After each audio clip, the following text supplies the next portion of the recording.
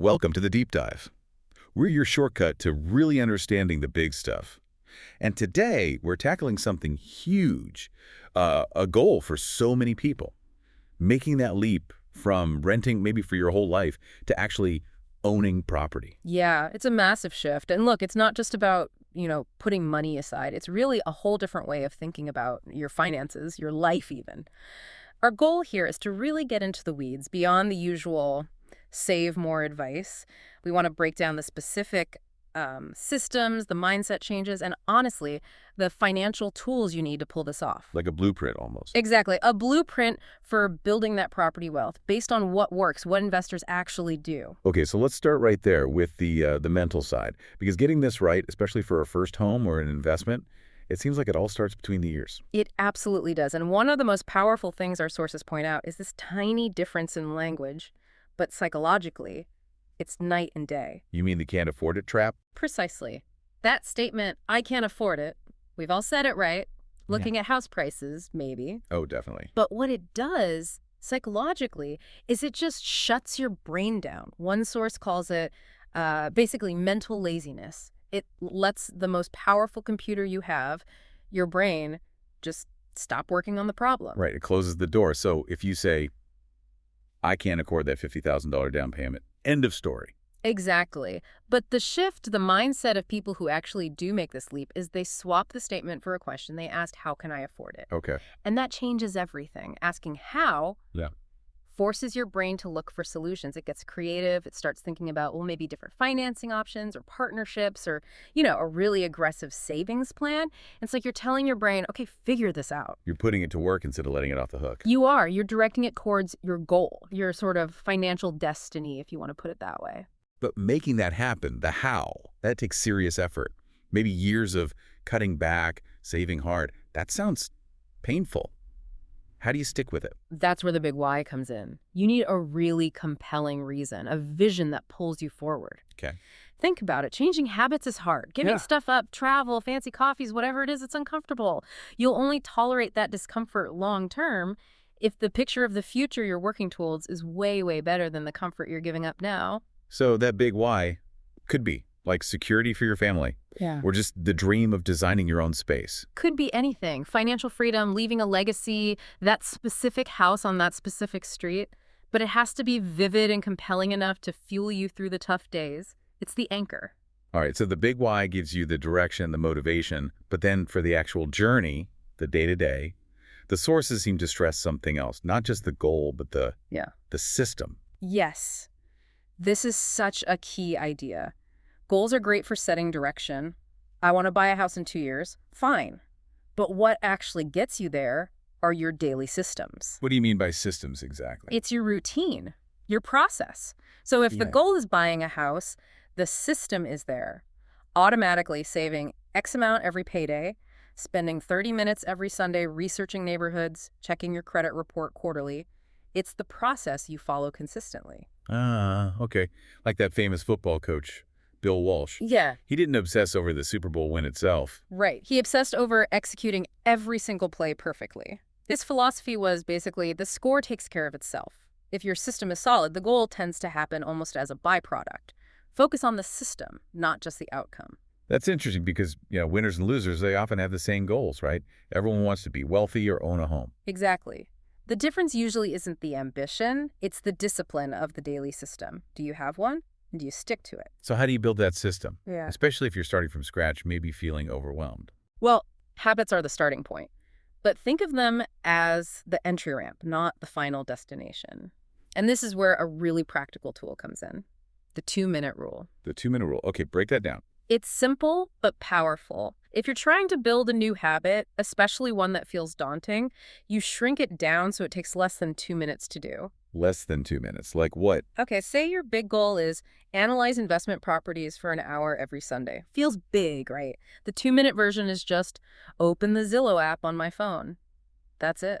Oh, okay, I see. Or if it's read a chapter of that dense finance book, the 2-minute version is open the book and read one paragraph. Or even just one sentence. The idea is to make it so easy you can't say no. Precisely. You're just trying to establish the consistency. Show up. Once the habit of showing up is there, you can naturally increase the duration or intensity. You start with 2 minutes of review, maybe next week it's 5, then 10. But you master the art of starting first. That makes a lot of sense for building momentum. Okay, so you've got your daily system running, fueled by the big why. But what about staying on track? Not getting discouraged by a bad week or a market dip. Yeah, that's crucial. You need a system for perspective. This is where regular reflection comes in, like a weekly or monthly review. Not looking at it day by day. No, that's like watching the stock market ticker every minute. It's noise, it's stressful, you lose the big picture. Like standing too close to a painting, you just see blobs of paint. Exactly. You need to step back. That periodic review, maybe it's looking at your savings progress for the month or reviewing the property leads you generated, lets you see the whole mountain range, not just the little peak or valley you were on today. So it helps you adjust your strategy. Yes, and it reinforces that your system is actually working, even if slowly. It connects your daily actions back to that big why. Without that check-in, even a good system can kind of drift off course over time. Okay, mindset sorted, systems in place. Let's get into the engine room now. The actual mechanics of how property builds wealth. It's not just one thing, is it? The sources talk about 3 key pillars. That's right. 3 fundamental ways real estate, especially investment real estate, generates wealth. You need to understand all 3. The first one, the most obvious maybe, is cash flow.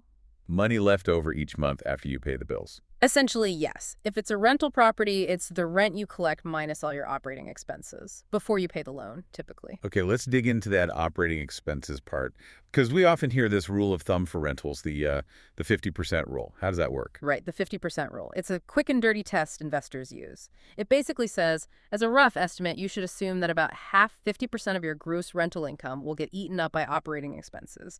And crucially, that's excluding your main mortgage payment, the principal and interest. 50%. Wow, that sounds like a lot if you're just thinking about maybe fixing a leaky faucet. What's included in that? It covers the big stuff, the unavoidable stuff over time. You've got vacancy. You have to budget for times the property sits empty. Then repairs and maintenance, the ongoing upkeep. Right. Then taxes and insurance, those aren't going away. And the really big one that trips people up, capital expenditures or CapEx. CapEx, that's the major replacements, right? Roof, heating system. Exactly. The roof might last 20 years, the furnace 15, but when they go, it's a huge bill. CapEx is the money you systematically set aside every month for those eventual big-ticket replacements. The 50% rule helps ensure you're accounting for all of that so the property can actually sustain itself long-term. Got it. So cash flow is pillar 1.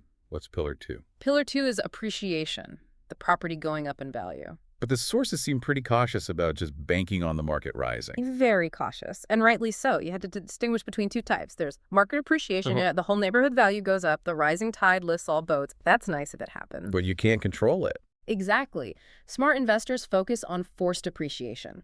This is value you create through your own actions. Okay, like renovating a kitchen. Is that forced appreciation? That's the classic example. Yes, updating kitchens and baths. But it's broader than that.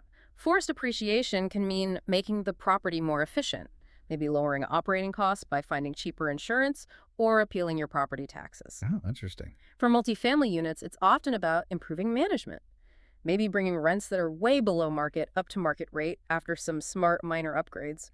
Or if zoning allows, physically adding value, converting an unused basement into another bedroom, or building an accessory dwelling unit, an ADU. So you're actively increasing the property's income potential or decreasing its expenses. Precisely. The key rule is buy deals that make sense from a cash flow perspective without banking on market appreciation. If the market goes up, great, that's a bonus. But don't rely on it. Rely on what you can control. Makes sense. Okay, pillar 1, cash flow. Pillar 2, appreciation, especially forced. What's the third pillar? The third one is often overlooked by beginners, but it's powerful, especially if you use financing. It's loan paydown or amortization. How does that build wealth? Well, if you have a mortgage on a rental property, who's paying that mortgage every month? Your tenant, through their rent. Exactly. And part of that mortgage payment goes towards paying down the principal, the actual loan balance. Every single month, your tenant is essentially buying you more equity in the property. It's a kind of forced savings paid for by someone else. Right. If you paid cash, you wouldn't get that benefit. Correct. It's a direct result of using leverage. Okay, let's talk about leverage, because this seems to be where the real magic, or maybe the real risk, comes in. using borrowed money. It's absolutely central. Leverage is basically using other people's money, usually the banks, to control a large asset, and it magnifies your returns. Can we walk through an example just to see the numbers? Sure, let's take a, say, $400,000 property. Okay. Scenario 1. I'm rich. I pay all cash. $400K out of pocket. Right. Now, let's say that property goes up in value by 5% in the first year. That's a $20,000 gain. Okay. Your gain is $20,000 on your $400,000 investment. So your cash-on-cash return from appreciation is 5%. Simple enough. Makes sense. Now, scenario 2. I use leverage. I put down, say, 25%, which is $100,000, and get a mortgage for the other $300,000. Okay. The property still goes up by 5%, so it's still a $20,000 gain in value. But what was your cash investment? Only $100,000. Exactly. So that $20,000 gain represents a, wait for it, 20% return on your invested cash. Wow. Okay. Same property appreciation, but my return quadrupled because I only put down a quarter of the price. That's the power of leverage. Yeah. You controlled a $400,000 asset with $100,000. It amplified the return on your actual invested capital massively. That is. Yeah, that's pretty stunning. But the flip side must be true too, right? If the property value goes down 5%, that leverage magnifies the loss just as much. Absolutely. That's the critical risk. Leverage cuts both ways. A 5% drop in value, $20,000, wipes out 20% of your $100,000 down payment. If it drops 25%, your entire investment is gone. So how do savvy investors manage that amplified risk? You can't just hope prices only go up. No, you absolutely cannot. They manage it primarily in three ways we've touched on. First, conservative underwriting, making sure the property has strong positive cash flow after accounting for things like vacancy and capex, using something like the 50% rule. That cash flow provides a buffer. Okay. Second, they focus on buying right. Buying below market value or forcing appreciation quickly builds in an equity cushion right away. If you buy a $400K property for $350K, you already have a $50K buffer against price drops. Makes sense. And third, Cash reserves. Having enough liquid cash set aside to cover several months of mortgage payments, taxes, insurance, and unexpected repairs if the property goes vacant or needs a major fix during a downturn. This prevents you from being forced to sell at the worst possible time. so leverage is powerful, but needs serious respect and risk management. Tremendous respect. It's gasoline on the fire, good if controlled, disastrous if not. Now, just for balance, because not everyone wants to be a landlord or deal with physical property, what about the alternative, sticking with paper assets, like stocks? Yeah, it's important to mention, for many people, a simple portfolio of low-cost index funds is still a fantastic, maybe even optimal way to build wealth. Why index funds specifically? Primarily, it comes down to efficiency, mostly costs. Index funds just aim to match a market index, like the S&P 500. They do this with very little trading and rock-bottom management fees. And fees make that big a difference. Over the long term, a staggering difference. Think about it. An actively managed mutual fund might charge, say, 1.5% per year in fees and expenses. A comparable index fund might charge 0.1% or even less. Okay, 1.4% difference. Doesn't sound like a disaster in 1 year. But compound that difference over 20 or 30 years. That seemingly small fee difference can literally eat up a third or more of your potential returns. Plus, active funds tend to trade a lot, constantly buying and selling, which racks up trading costs and triggers capital gains taxes, further dragging down performance compared to the buy and hold approach of an index fund. So the argument is passive, low-cost investing often wins out just by keeping more of your money working for you. For a lot of investors, yes. It's simple, diversified, and incredibly cost-effective. Real estate offers different advantages like leverage and tax benefits, but it's much more hands-on. Right, different tools for different goals and temperaments. Okay, shifting back to property. Before you even think about making an offer, there's groundwork, financial prep.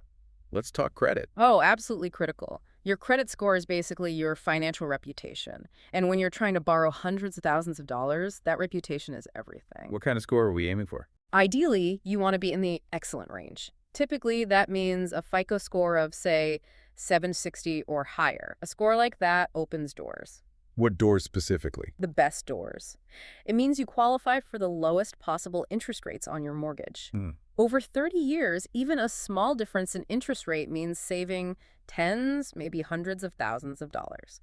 It also means you get the best loan terms, maybe lower fees, and usually a much faster, smoother approval process.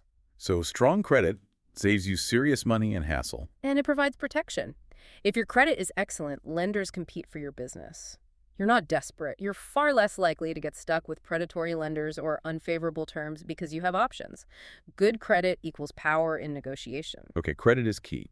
What about managing risk overall? We talked about leverage risk, but what about general investment risk? The sources mention diversification. Right. Diversification is the classic don't put all your eggs in one basket strategy. It's about spreading your investments across different types of assets that don't always move in the same direction. Like stocks and bonds. That's the textbook example. Stocks offer higher growth potential but are more volatile. They can swing up and down wildly. Bonds are generally more stable, providing income, but offer lower growth. Combining them usually results in a smoother ride, a portfolio with less overall volatility than investing 100% in either one. Okay. And the sources mention an interesting point about assets that might seem risky on their own but can actually reduce portfolio risk when combined. Like what? Like gold, gold prices are notoriously volatile. But historically, gold often moves counter to the stock market. When stocks crash, gold prices sometimes rise as people seek a safe haven. So adding a small allocation of gold to a stock bond portfolio can potentially cushion the blow during market downturns, Right. reducing the overall risk profile even though gold itself is volatile. It's about how assets correlate or don't correlate with each other. Right. Foundations are strong. Credit's good. We understand risk. And now for the big one for most first-timers. Getting the money together. Specifically that down payment. It just feels like such a huge mountain to climb. It really does, especially in expensive markets. And look, the sources acknowledge you don't always need huge piles of cash to buy real estate thanks to creative financing and certain loan programs. We'll get into those. But But the fundamental prerequisite, the thing you absolutely must have, is the habit of saving cash. If you're living paycheck to paycheck, constantly spending everything you make, it signals a deeper issue with your financial system. Even if you end up using a low down payment loan, proving you can save, that you can manage cash flow, is essential. Lenders need to see that discipline. so the habit is almost more important than the final amount, at least initially. In many ways, yes, it demonstrates control and capability. Once that habit is solid, then you look at the tools to bridge the gap. Okay, so what are some of those key tools for people who have the saving habit, but maybe not 20% down? Well, one of the most common and impactful, especially for first-time home buyers or those with moderate incomes, is the FHA loan. Right, FHA. We hear that a lot. What exactly is it? How does it work? FHA stands for Federal Housing Administration. It's part of HUD, the Department of Housing and Urban Development. These aren't loans from the government, but loans insured by the government. Insured, meaning what?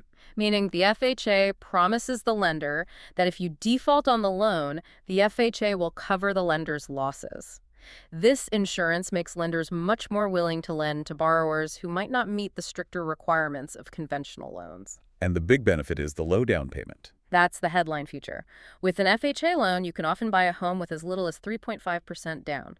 Compared to the traditional 20%, that's a massive difference, makes homeownership accessible much sooner for many people. Okay, 3.5% down sounds amazing. What's the catch? There's always a catch. Well, the catch, if you want to call it that, is the cost of that insurance. It's called mortgage insurance premium, or MIP. MIT. Because the government is taking on risk with that low down payment, you, the borrower, have to pay for that insurance. There's usually an upfront MIP payment, which can often be rolled into the loan amount itself, and an ongoing annual MIP, which you pay in monthly installments as part of your mortgage payment. And how long do you pay that MIP? This is a key difference from conventional loans. With most FHA loans originated today, especially those with less than 10% down, you pay that annual MIP for the entire life of the loan, or until you refinance into a non-FHA loan.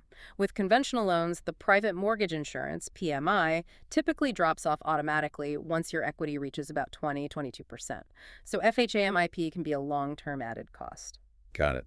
So FHA gets you in the door with less cash, but costs more over time due to MIP. That's the trade-off, generally speaking. Okay. Now, what about people who already own a home? Maybe their primary residence. Can they use that to help buy an investment property? Yes, absolutely. This is a very common strategy for existing homeowners looking to invest. They can tap into their home's equity using either a home equity loan or a home equity line of credit, HELOC. Equity loan versus HELOC, what's the difference? Think of it like this. A home equity loan is like a second mortgage. You borrow a fixed amount of money against your equity, you get it as a lump sum, and you pay it back over a set term, usually at a fixed interest rate. Predictable payments. Okay. And a ELOC? ELOC is more like a credit card secured by your house. You get approved for a certain credit limit based on your equity. You can then draw funds from that line, pay it back, and draw it again, usually during a specific draw period, maybe 10 years. It's flexible. Flexible sounds good, but what's the downside of HELOC? The main downside and the risk is that HELOCs typically have variable interest rates tied to the prime rate. So if interest rates go up significantly, your monthly payments can jump dramatically, making it harder to manage. Home equity loans often have fixed rates, offering more payment stability. And the biggest risk with either of these, you're borrowing against your home. Exactly. This cannot be stressed enough. You are putting the roof over your family's head on the line. If you take out a home equity loan or HELOC to buy an investment property and that investment goes sour, or you lose your job and you can't make the payments, you could lose your primary residence to foreclosure. So use with extreme caution. Extreme caution. It should only be considered if you have a very solid plan for the investment property, high confidence in its performance, and sufficient cash reserves to handle potential problems without jeopardizing your home. Okay, beyond banks and equity, are there more creative ways to finance a deal, maybe directly with the seller? Things like seller financing or lease options? Yes, these are definitely more advanced strategies, but they can be powerful in the right situation. Seller financing is just what it sounds like. Instead of getting a loan from a bank, the seller of the property acts as the bank and lends you the money to buy their house. You make mortgage payments directly to them. Why would a seller ever agree to that? Several reasons. Maybe the property needs work and wouldn't qualify for traditional bank financing. Maybe the seller wants to defer capital gains taxes by receiving payments over time instead of a lump sum. Or maybe they just want a faster sale and are willing to be flexible on terms to get the deal done. Okay. And lease options. That sounds like rent to own. It's similar, yeah. A lease option, or sometimes a master lease option for larger deals, is an agreement where you lease the property for a set period, often taking on responsibilities like maintenance, and you purchase the exclusive option to buy the property later at a price you agree on today. So you lock in the purchase price now. Typically, yes. That's the appeal for the buyer-investor. If you negotiate a good price now and the property value goes up during the lease term, you capture that appreciation when you exercise your option to buy. It works particularly well if you can find a property being sold below market value initially. Again, why would a seller do this instead of just selling normally? Similar reasons to seller financing. Maybe they need consistent income, can't sell conventionally, or see it as a way to get a committed tenant who might eventually buy. It can be a win-win. But there's a warning with these creative methods. Yes. The big warning from the sources is never let creative financing be an excuse to overpay for the property. Just because a seller is willing to finance doesn't mean the price is fair. You still have to do your due diligence on the property's actual value. Creative financing is a tool, not a magic wand to make a bad deal good. Right. Always comes back to value. Okay, so financing is potentially sorted. What about the people involved? You can't do this alone. You need a team. Absolutely essential. And it's not usually employees, but a network of trusted professionals. You need a great real estate agent, specifically one who understands investing, not just helping people buy pretty houses. You need a solid closing attorney or title company who knows investor deals. You need reliable contractors, plumbers, electricians, handymen for repairs and renovations, a good insurance agent, and definitely a good accountant who understands real estate tax implications. And the sources also mention finding mentor. Yes, highly recommended, especially early on. Find someone who's already successfully done what you're trying to do. A mentor can save you from incredibly expensive rookie mistakes. They've already climbed the mountain. They can show you the path. Where do you find someone like that? Local real estate investment clubs, REIAs, are a great place to start networking. Attend meetings, talk to people, offer value first, build relationships. Good mentors are often willing to share knowledge if they see you're serious and committed. Okay, team assembled, mentor sought. One final crucial step before you actually own the property, ensuring it has a clear title. What does that mean? Clear title means the seller legally owns the property and has the undisputed right to sell it, and importantly, that there are no hidden claims or liens against it. Liens, right? A lien is a legal claim on the property used as security for a debt. The most common is an existing mortgage lien. But there could also be liens from unpaid property taxes, unpaid contractor bills, a mechanic's lien, or court judgments against the owner. And why is that a problem? Because liens attach to the property, not just the owner. If you buy a property with an undisclosed lien on it, you could become responsible for that debt, or the lien holder could even force the sale of the property to get paid. No bank will lend you money, and no sane buyer will proceed until the title is proven to be clear. So who verifies this? That's the job of your closing attorney or a title company. They conduct a thorough title search, examining public records to trace the ownership history and uncover any existing liens or encumbrances. Then, they typically issue title insurance to protect you and the lender against any undiscovered claims that might pop up later.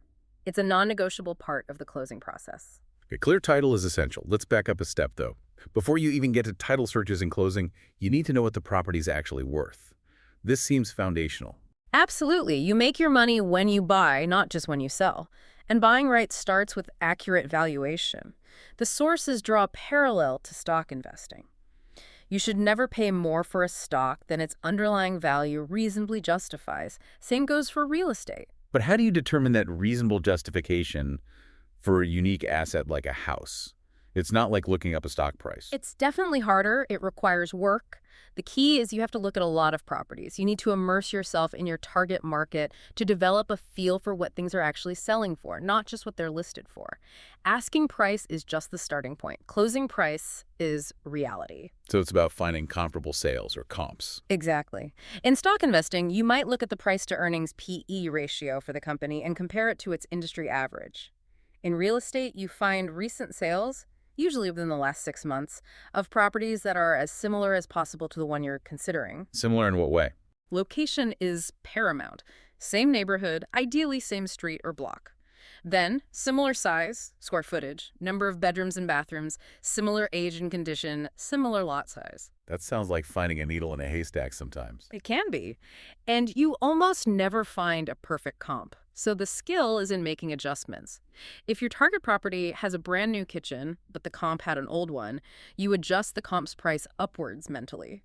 If the comp was on a busier street, you adjust downwards. It's both an art and a science. And the goal is to arrive at a realistic price range. Yes. You're trying to estimate a fair market value, maybe within a 5–10% range, based on those adjusted comps. Doing this homework rigorously is what prevents you from getting caught up in emotion and drastically overpaying. Okay, so you've done your homework, you know the value range. Now comes the negotiation. This feels like a whole different skill set. It is, and professional negotiators use specific psychological tactics. The sources highlight a few key ones. First, know your role. Know your role, meaning what? Your role is the buyer. Meaning, understand the context of the negotiation. Is it a buyer's market where properties are sitting unsold for months? Or is it a red-hot seller's market with bidding wars on every decent listing? Okay, so don't act like you have all the leverage if you clearly don't. Exactly. If houses are getting 10 offers over asking price within 24 hours, walking in with a lowball offer demanding the seller fix everything and throw in their lawnmower, you're just wasting everyone's time. You need to tailor your approach to the market reality to even be taken seriously. Know when you have leverage and when you don't. Makes sense. Manage expectations. Mm-hmm. Okay, what's another key tactic? The sources mentioned something interesting about the word no. That good negotiators actually like hearing it. Yeah, this one's counterintuitive. We're usually taught to fear rejection to avoid no, but in negotiation, no can be incredibly valuable. How so? Think about it from the other side's perspective. Saying no feels safe.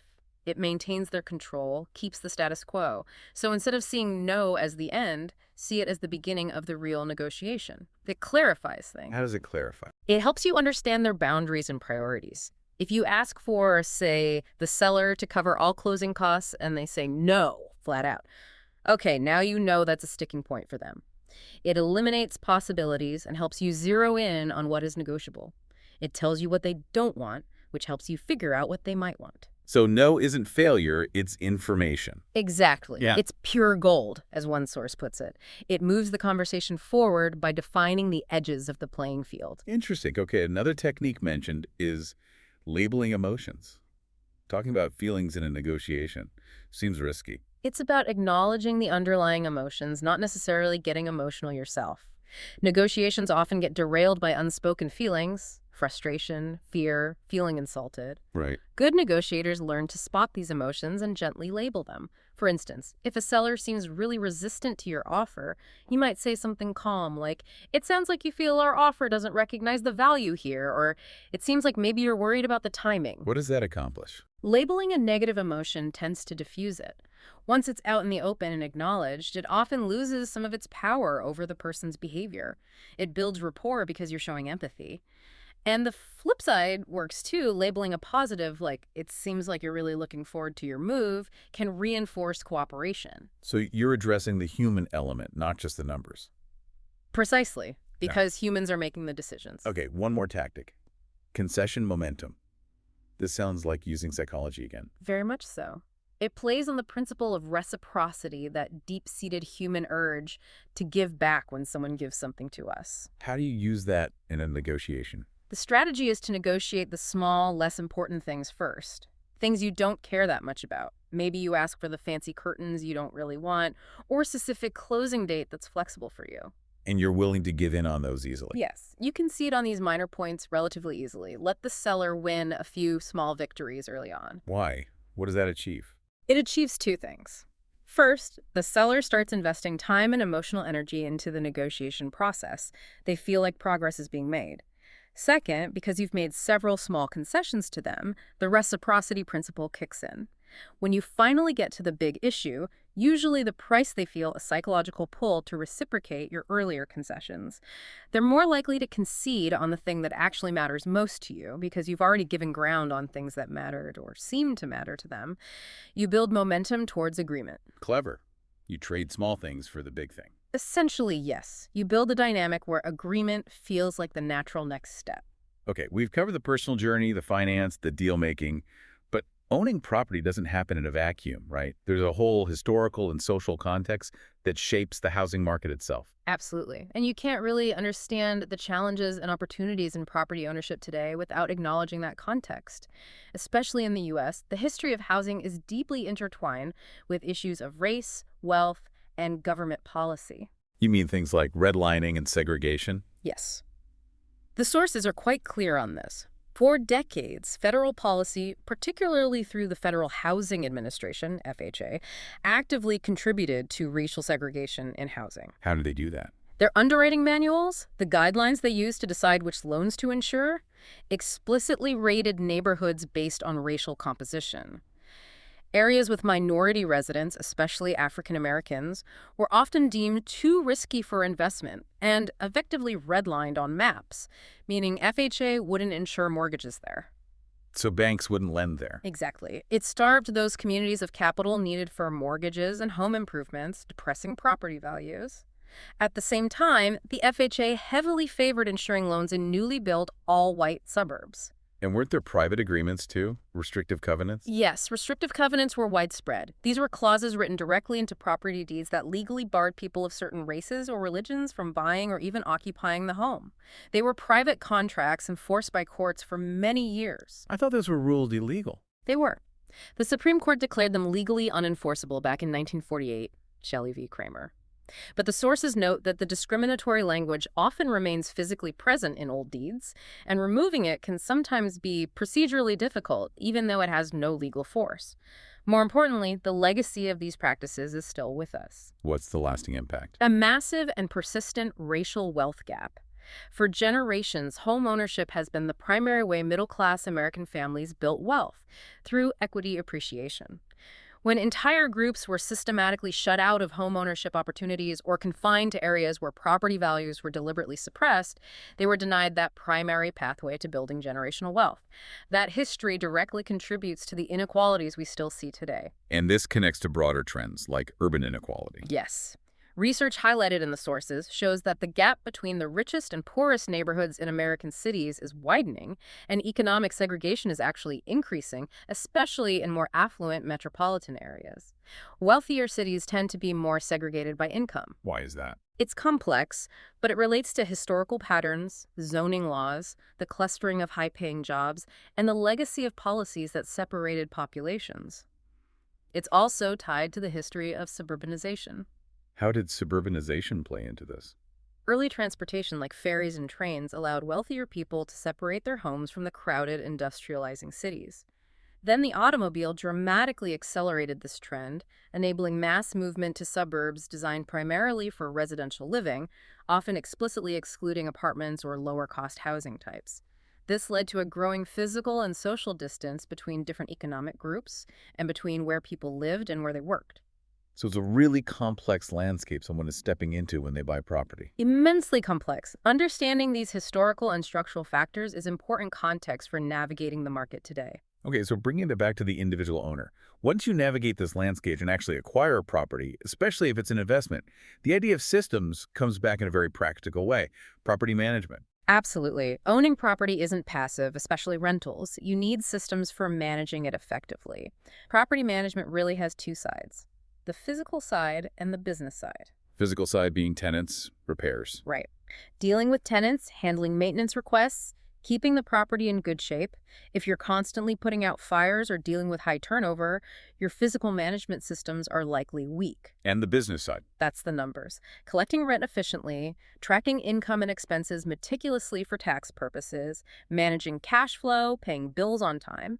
If the money side is chaotic, your business management systems need work. One key system the sources emphasize for the physical side is preventative maintenance, not just fixing things when they break. Yes, this is huge for long-term profitability and avoiding headaches. You treat the property like a machine that needs regular tune-ups. What does that look like in practice? It means having a schedule. Annually or semi-annually, you or your handyman should go through a checklist. Inspect plumbing under sinks for slow leaks, check the HVAC system, change filters, test operation, look at the roof for damaged shingles, clear gutters and downspouts, maybe snake slow drains before they clog completely. So you catch small problems before they become big, expensive emergencies. Exactly. A small leak fixed early might cost $100. Left ignored, it could cause thousands in water damage and mold remediation. Preventative maintenance saves enormous amounts of money and hassle over time. It keeps the machine running smoothly. And good systems thinking applies even before you buy, right? Yeah. In choosing the property itself. Definitely. The sources advise choosing a well-designed house in a good neighborhood. That's not just for appreciation, it's for easier management. And specifically, they mention favoring owner-occupied areas. Yes, if possible, especially for single-family rentals. Try to avoid neighborhoods that are predominantly filled with tenants, particularly if the properties seem poorly managed. Owner-occupied neighborhoods tend to have more stability, neighbors who care about upkeep, and potentially attract more responsible tenants who want to live in that environment. It can significantly reduce your management headaches down the line. Choose your location and property type with management systems in mind. #outro. Wow. Okay, so wrapping this all up, it feels like the journey from renter to owner, while achievable, really hinges on a sequence. It starts internally. It really does. That mindset shift is step one, moving from I can't to how can I? Opening your brain up to possibilities. And then building those consistent daily systems, even starting with that 2-minute rule, focusing on the process, not just the prize. Exactly. Get the internal architecture right first, then you apply that same discipline to the external mechanics. Understanding leverage, but respecting its risks. Building that strong credit score to get the best financing, maybe using something like an FHA loan to get started. Right. And then mastering the tactical side, valuing properties accurately, negotiating effectively using principles like labeling emotions or building concession momentum. It sounds like the dream of ownership is definitely attainable, but it's not magic. It requires a plan, it requires knowledge, it requires consistent, disciplined effort over time. That's the reality. It's work, but it's achievable work if you approach it systematically. Before we go, let's leave our listeners with that final provocative thought, connecting back to the complexity we discussed. Okay, so we talked about the history of segregation and FHA policies, but there's another layer of complexity deeply embedded in the American housing landscape: zoning. Land use regulations, how you can use property in certain areas. Exactly. And despite the U.S. emphasis on private property rights, zoning here is incredibly complex and locally controlled. Historically, American zoning developed with a very specific focus, primarily preserving existing property values. This often led to very strict segregation of land uses, keeping residential areas pure by banning nearby shops or apartments. It also favored low-density development, like single-family homes on large lots. How did that affect who could live where? Well, this focus on preserving value and character often resulted in what's called exclusionary zoning. By setting rules like minimum lot sizes, banning multifamily housing, or imposing expensive building requirements, communities could effectively zone out less affluent people. Making it impossible to build starter homes or affordable apartments in those areas. Precisely. So certain classes of people, including young families or lower income workers, were simply excluded. This historical pattern of using zoning to protect property values and, intentionally or not, exclude populations is a hidden layer that still profoundly shapes housing availability and affordability today. So the final thought for you, the listener, is, as you look for property, consider how these deep-rooted zoning patterns, these decisions made decades ago about what kind of housing belongs where, are still influencing the prices, the locations, and the types of homes available to you right now. Understanding that structure, that hidden landscape of regulation, is part of being truly informed as you embark on this journey. It's a lot to think about, but hopefully this deep dive is giving you the mental and mechanical tools to get started. Absolutely, you've got the blueprint. Now it's time to start building. Thanks for joining us on the deep dive. We'll see you next time.